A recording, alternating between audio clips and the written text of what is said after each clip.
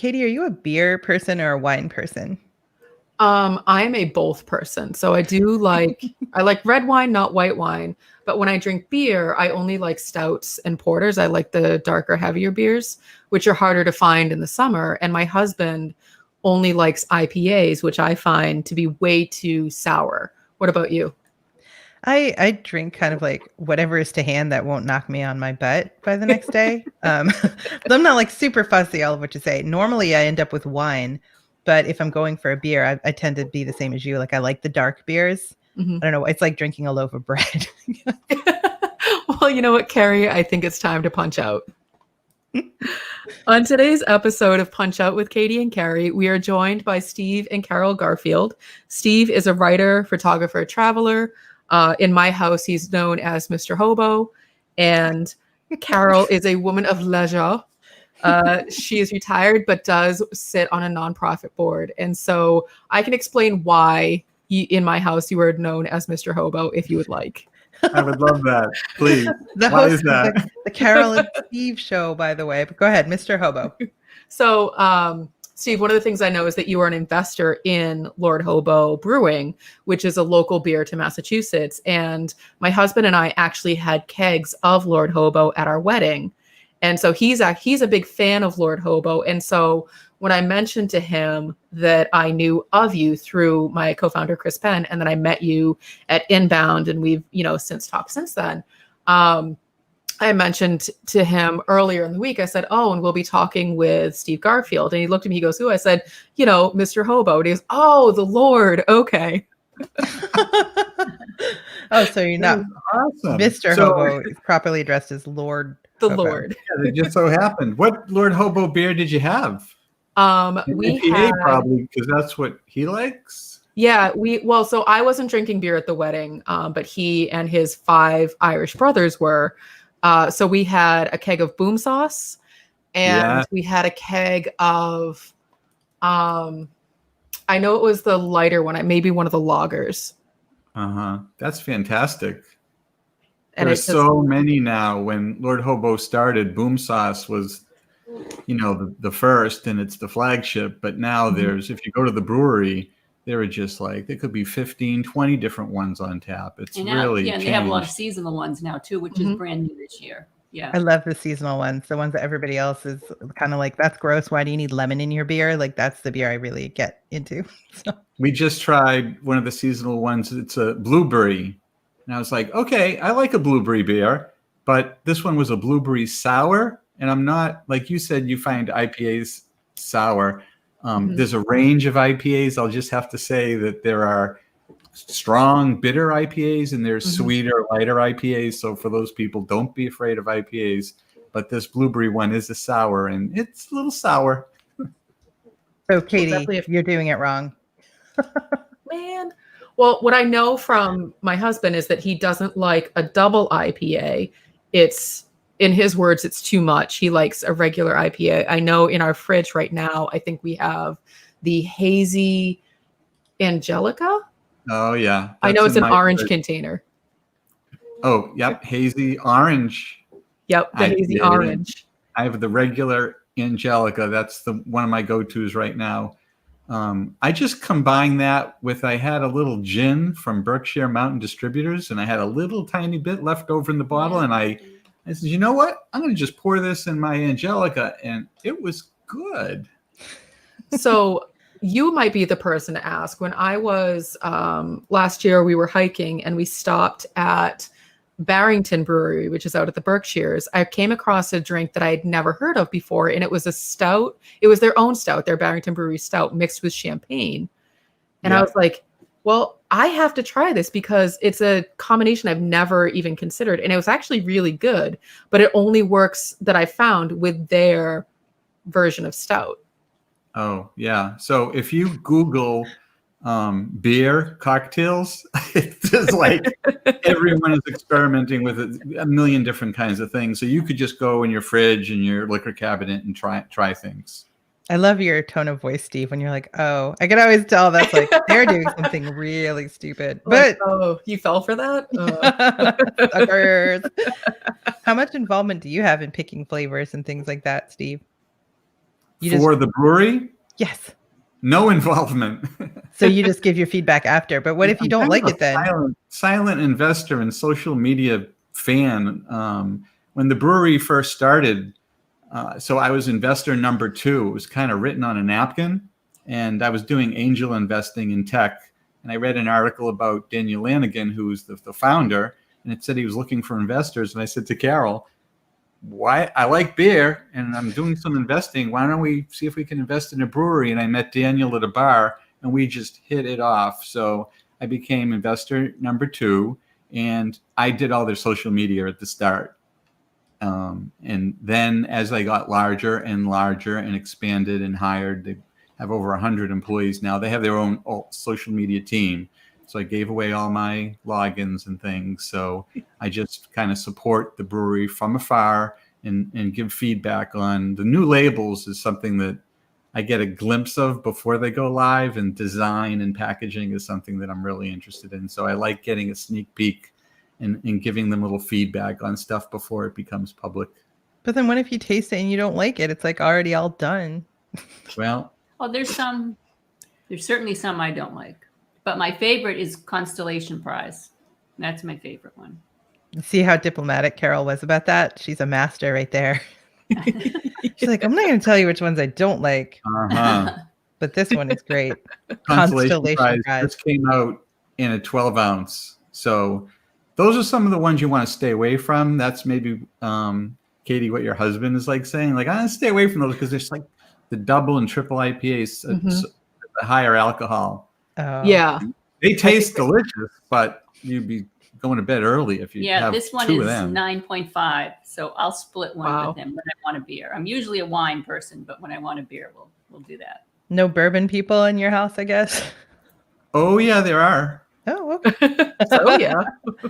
So would you consider that like a full-blown hobby? Are you like a bourbon connoisseur, or it's just like a casual side thing when you're cheating on Lord Hobo? Yep, put that in my category of bourbon hobby, whiskey. It's written down. Well, God knows we're not going to talk about work. So as many alcohol-related hobbies as we can scare up, I'm a fan. Absolutely. So bourbon, Berkshire, out in the Berkshires, Berkshire Mountain Distillers. Mm-hmm. They're a nice little small one out there. The owner and the distiller will give you a tour in the back if you're lucky. And that sounds super sketchy, Steve. I know it sounds sketchy. Hey, you're gonna go back on the building that says tours here. So okay, pretty cool. Well, the way you said it wasn't like they have tours. It was like, they'll take you around to the back. It sounded really like super sketch. They're timed tours, so you got to be there at the right time. Got to plan ahead.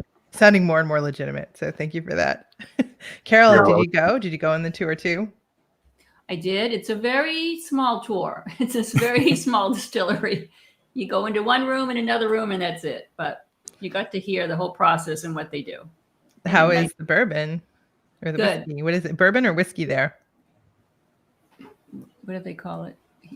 Over there? Well, the one I like, they call a bourbon whiskey. Shut up. That's like, we're not even going to commit. Just call it everything. Yeah. They're like, it's wet, ain't it? Drink it. And what comes out in the fall is maple bourbon, and that is one of your favorites. Ooh, maple bourbon. They make maple syrup in the barrel, and then they pour all that out and bottle it, and then they put the whiskey in that same barrel, age that, and then it becomes a maple bourbon whiskey. So it's like recycling. But it is in a good way. Now, I know that one of the things that you guys like to do is travel. So have you combined this, love of the tours of the distilleries and the breweries with your travel? Like, have you done the famous like Guinness tour, for example, or have you done anything else like that? You've gone to Kentucky and done like the distillery. I meant more like overseas, but Kentucky too. Nobody's going anywhere right now, so let's expand not that right question now. over to like the lifetime. Yeah. So when we travel, we usually have a plan of some things that we want to do and make sure we hit on the trip. And of course, there's a list of breweries that we have to go and try. So that's always part of our travel.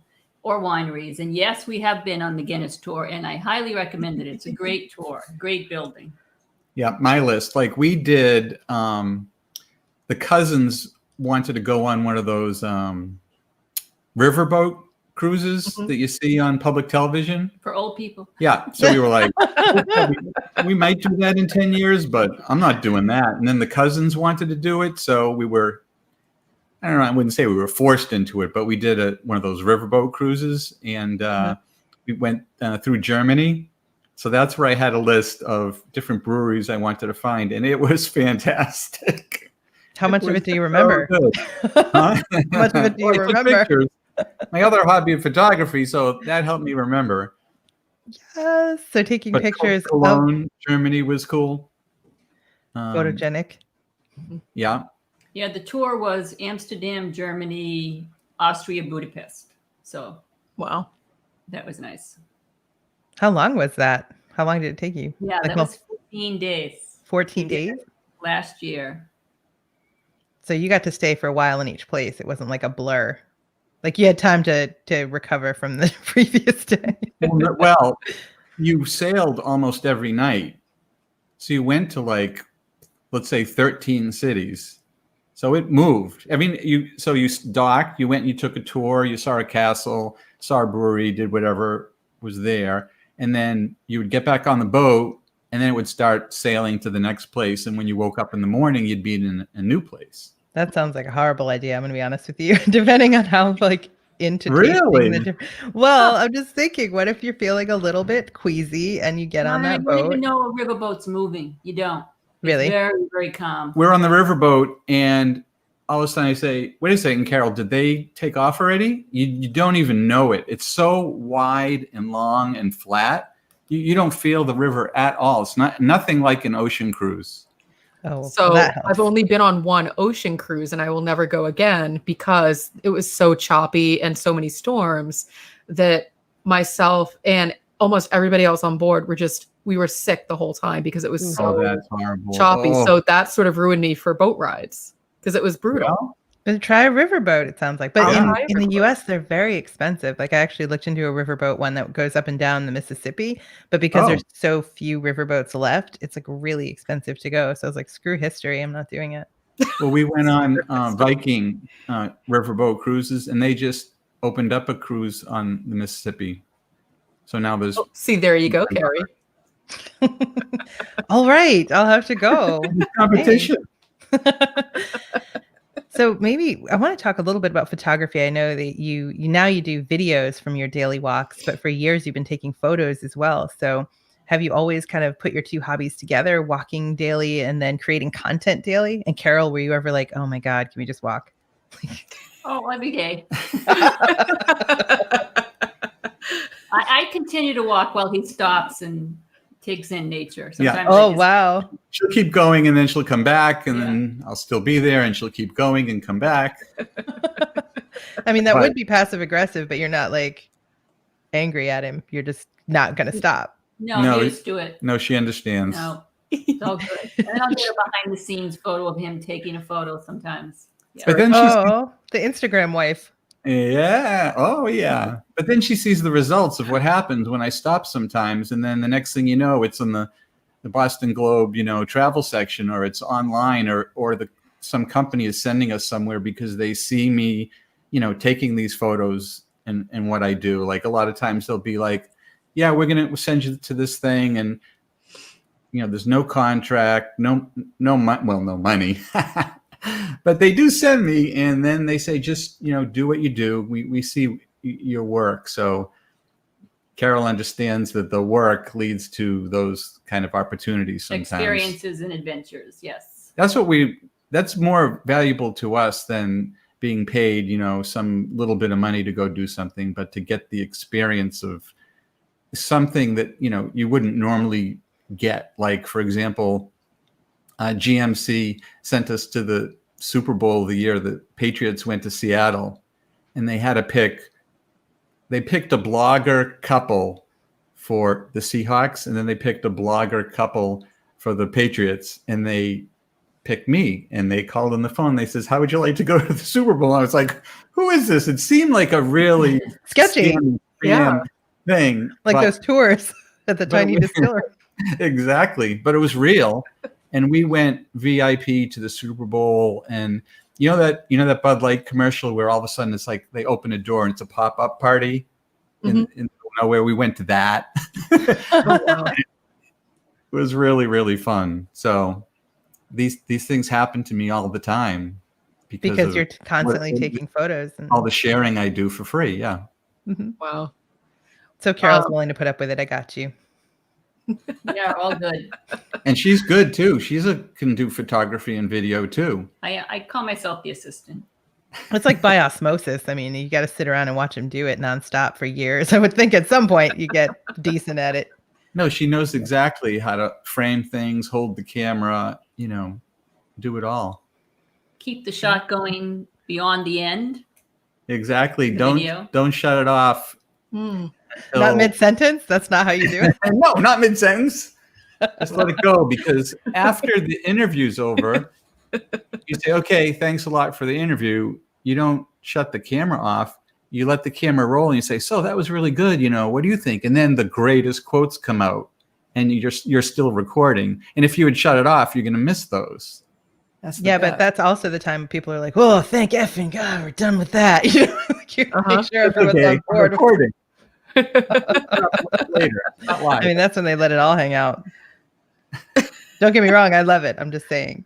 Yeah, like maybe not as for an LinkedIn. interviewer. You probably experience that a lot. Yep. No, my favorite joke is from Tom Webster. He used to be like, "Oh, okay, well, I guess let's do it again, and this time I'll hit record."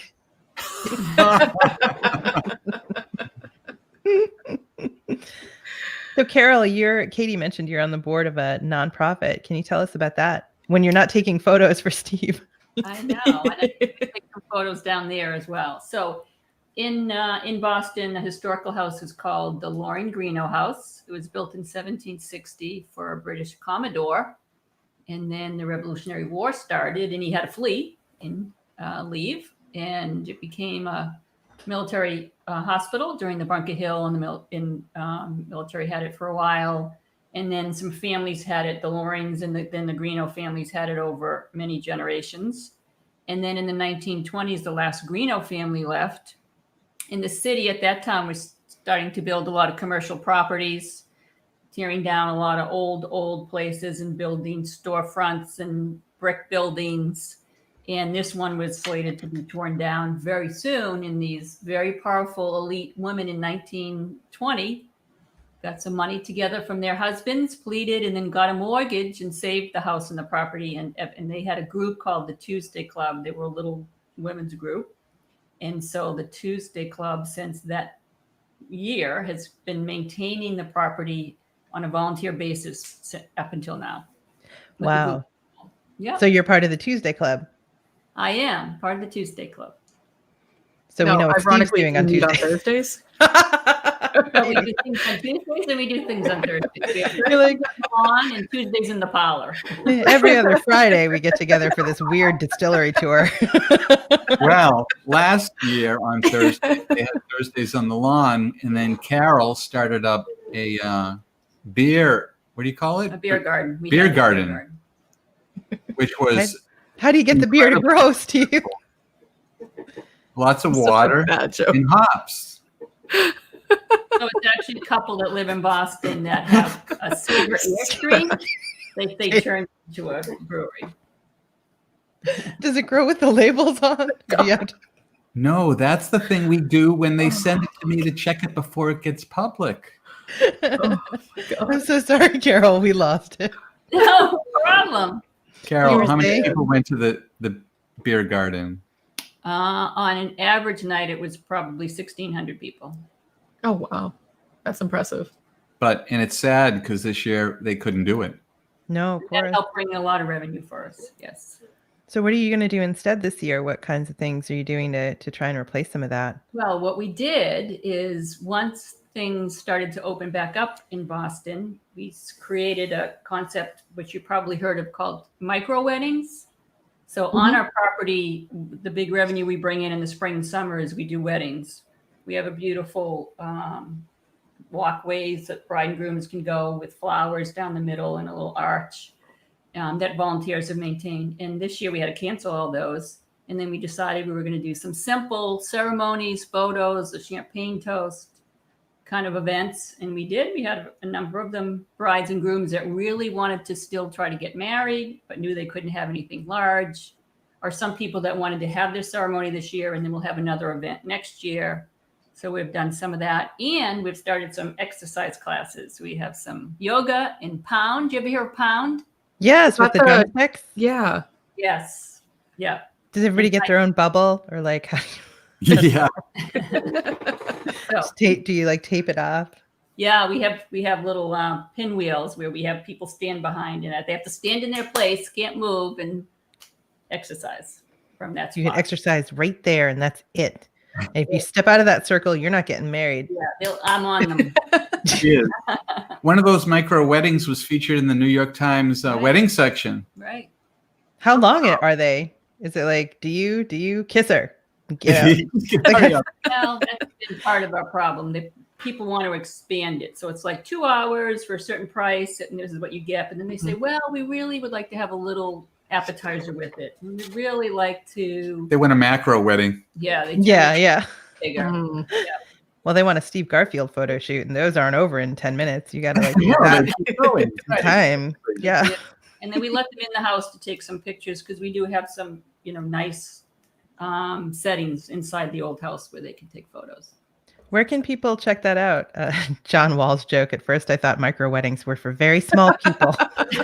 John, stop it. Katie's already having a hard time today. So where can people learn more about the Loring? Is it Loring House? Loring-greeno.org.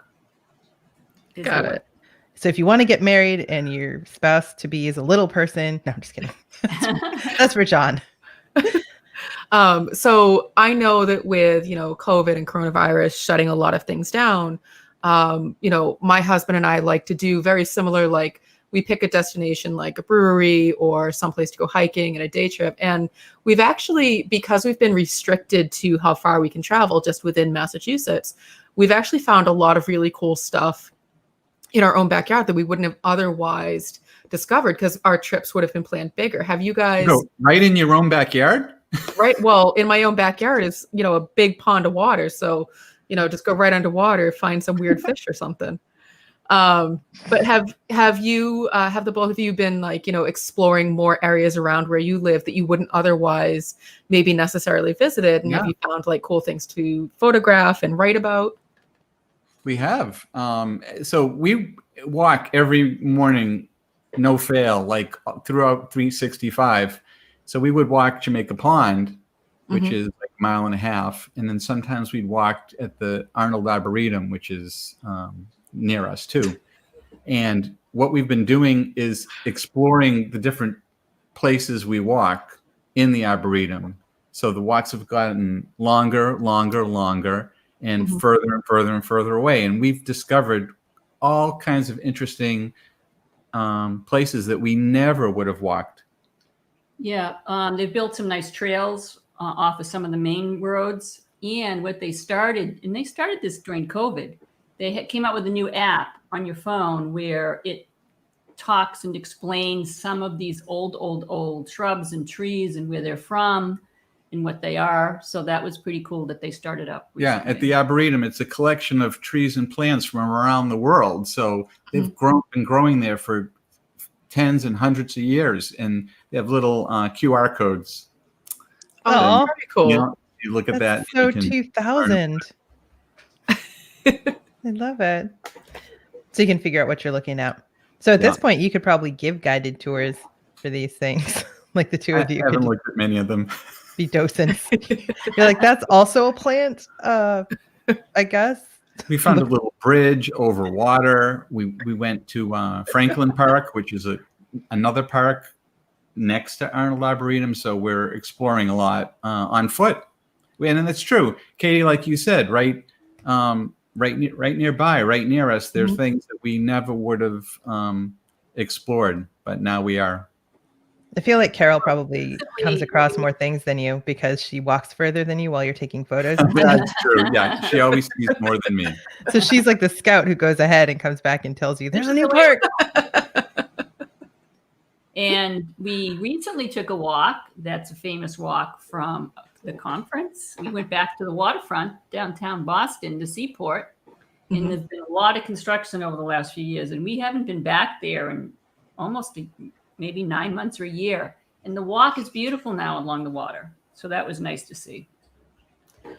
Yeah, when last year at Inbound, so you're mentioning the Seaport, John Wall and I were driving back from Inbound. We ended up driving through South Boston, and I hadn't been through Southie since I was a teenager, and I didn't recognize any of it because of all the construction and everything that's being built up. And recently my husband and I were hiking. So we live southwest of Boston. So a lot of the places that we go hiking, you can see the Boston skyline. Yeah. And he was asking me, he's like, well, why does that look so different? He hadn't seen the Encore Casino as part of the skyline. Wow. He lives under a rock. He's pretty sheltered. Well, it's really changed in the last year and a half. Yeah, it's amazing. I don't know about everybody else during the pandemic, but it's been my experience that as soon as you go live, somebody starts doing yard work or garbage collection right outside. No matter how many times you're going live in a day. I can't hear it. They come back. Good. Yeah, because I keep muting while they're going by. Is why. But one last hobby I wanted to get into is cooking. So tell me a little bit about cooking and who does it and how did you discover your love of it? So you know what I do is I find out what I have in the house, and then I go on Google and I key in a few of those words like beans, sauerkraut, and these recipes come up and I try them. So I experiment a lot with just Googling what I have in the house. And so that one I saw on some web show. Someone was stuck at home and all they had was sauerkraut and beans and they fried it together. And I said, that sounds horrible. I'm going to try that. And I Googled it and I found an ethnic recipe that was like, I forget where it was from, but it had paprika in it and an onion. And then, you start adding things and you put it over. They had it with potatoes. I put it over rice and it was amazing, fantastic. So then I changed that up a little bit and I did a slow cooker version of that, which was also very good. So I like, experimenting with different kinds of things. Versus baking, which you need to follow the recipe. That's Carol. Cooking. Carol's the expert baker. Do you guys know the Flour Bakery in Boston? No, what's it called? Yeah. Flour, Flour. They have a flour cookbook for baking, and Carol has started to follow some of those recipes. Great recipes. And these things that she bakes are amazing. Scones. Oh, those cookies, oatmeal raisin. Mm-hmm. We just made some of those. Yep. So it's fun. It is a whole different skill set. It's lucky you're not like both into baking or both into cooking. Because yeah. But you know what?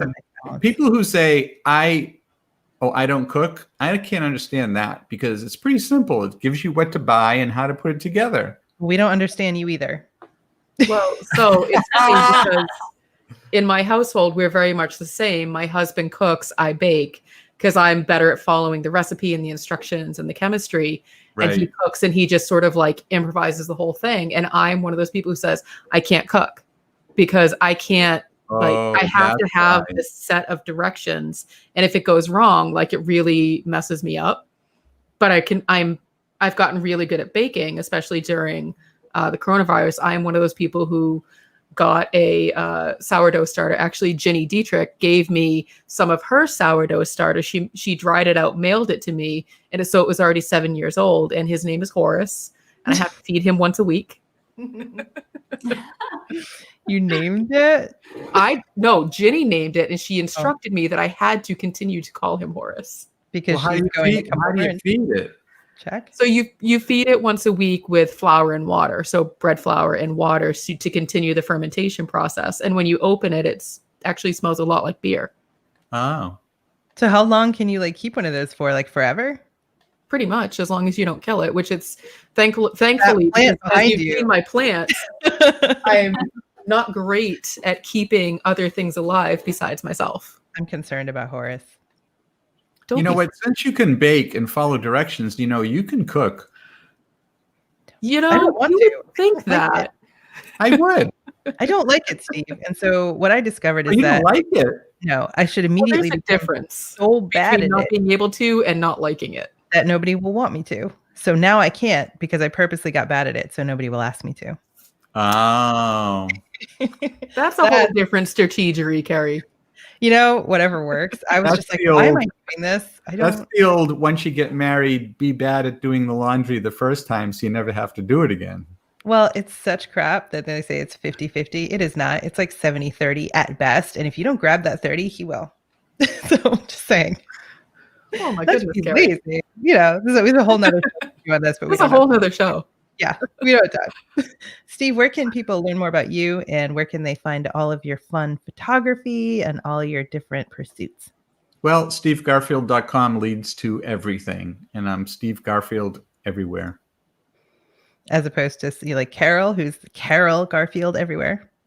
She is. And she has a carolgarfield.com too, which we should probably update. Right. But And there is one. that's one of his pet peeves, though. He doesn't like it when a business or someone has one name on Twitter, one name on Instagram, another name on Facebook. Like and if they throw a dash in the middle of one or What if they can't get or- it though? So when I did the social media for Gotta work Lord at Hobo, I made sure there were Lord Hobo Brewing on everything. So then when But they what say if it was taken? where can people find them? Lord Hobo Brewing What if it was everywhere. taken? What? What if it was taken? What would you do? Well, no, I'd find one that isn't taken. And use the And same then one make that everywhere? consistent. So it's worse but consistent. Well, no, it's not necessarily worse. Lord Hobo Brewing's perfect. Steve Garfield, perfect. Yeah, but that was a while ago. Let's face it. I don't know if you would get like Steve Garfield today. You might have to put my personal pet peeve is when people put like a little underscore after. Oh, I hate Oh, you that. mean like my brother? Yeah. Sorry, Rob. Like, how are you ever gonna? No one's gonna remember that anyway. No. they're Well, not. they pick something nice or good and just be consistent with that thing everywhere. Worse but consistent. Got it. You're not gonna win this it's one, just Steve. worse. It's not necessarily worse. And I'm not cooking either. So this is just. I would a say lose-lose. just concede. Just give up. Oh my. Thank you for joining us today, Steve and Carol. Thank you, Kerry Gorgone 86519-3. That is ridiculous and untrue. It's at Totally Kerry Gorgone with no numbers at all. Well, now people are gonna go Kerry Gorgone at no numbers at all. Yeah, that's probably true.